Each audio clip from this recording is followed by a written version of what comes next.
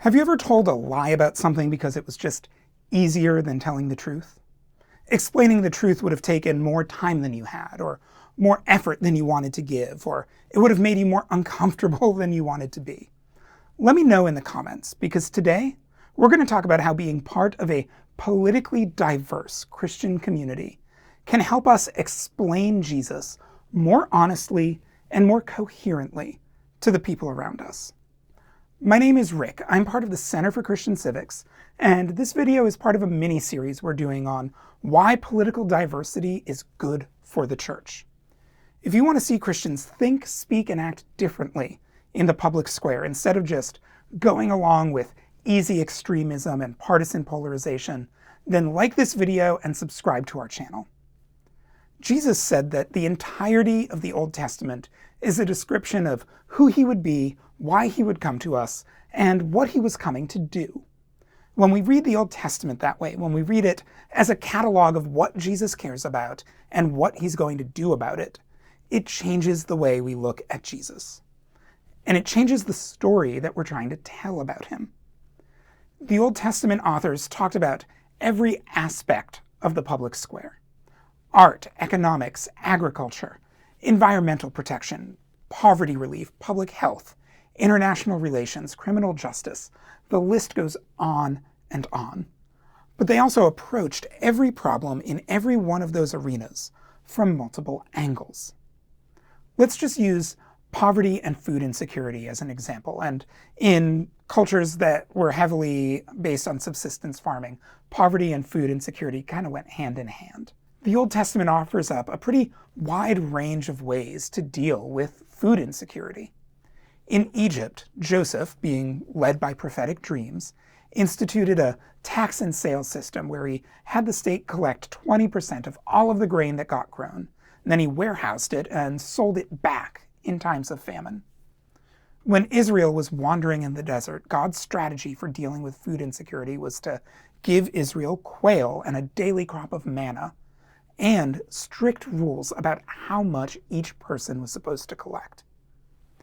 After Israel was established as a permanent political settlement, we didn't just see one approach to the problem. We saw this same problem being approached from a range of different angles, all at the same time. They had gleaning laws that limited how much of your farmland you could harvest. Landowners were required to leave some of their field unharvested so that people who were hungry or impoverished could collect what was left over. Israelites were required to regularly offer up multiple tithes, one of which was supporting the poor and the vulnerable. There were laws about trading fairly and charging fair prices in the marketplace. A lot of the laws about sacrifices and offerings in the book of Leviticus were actually presented on a sliding scale, so that no one had to go hungry for the sake of offering the required sacrifices. And the year of Jubilee was supposed to function as a regular cadence of large-scale debt forgiveness and land redistribution, designed to ensure that families, clans, and tribes would always have enough land and resources to stay fed. And all of these laws were on top of pervasive, established cultural norms that promoted hospitality and generosity aggressively. So what does all of this have to do with our churches? Well, Christians are called to live as ambassadors of Christ, and we're called to serve as his body in this world, his manifested physical presence. And I don't care how high functioning you are. No one, absolutely none of us, are able to actually care about everything that the Bible says Jesus cares about. No one is able to work on every issue that the Bible says Jesus is going to eventually fix. None of us are able to put our hands on every wound that the Bible says Jesus wants to heal. The only way our gatherings of Jesus' body, the only way our churches can be gatherings of people who together demonstrate Jesus' desire to wrap his arms around our broken places the way a mother hen wraps her wings around her chicks, is for our churches to be communities of people who celebrate the fact that we have different political priorities from one another. We should be relieved that in the church, different people prioritize different problems. We should be relieved that people in the church who prioritize the same problem can still come at it from different angles. We should be relieved because when that happens, it takes the burden off of each of us to individually do everything ourselves. If our churches are embodying that kind of healthy political diversity that we talked about a few videos ago, then each of us gets to go into whatever opportunities we can find to promote healing and witness, while trusting and knowing that there are other people in other places who have our back. People who are seizing on opportunities to promote healing and witness in places where we would never be welcomed or heard. If our church is politically uniform, then it's giving the impression that Jesus came to get a specific party elected, a specific platform passed, a specific policy proposal enacted.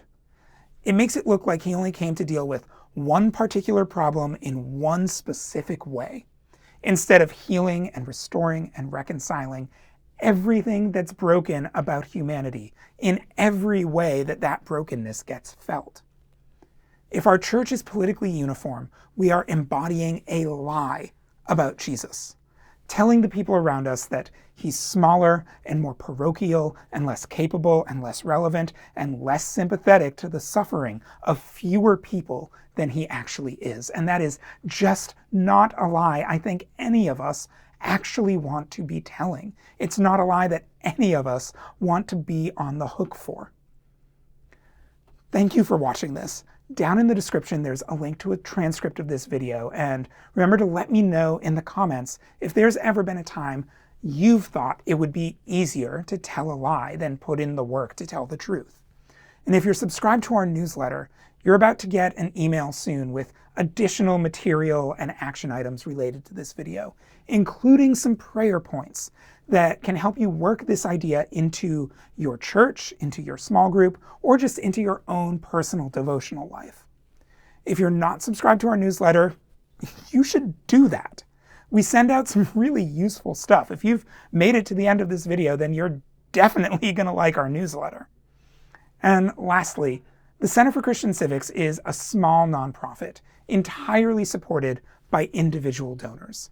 Please support our work and help us turn our live classes into online material that any church can use.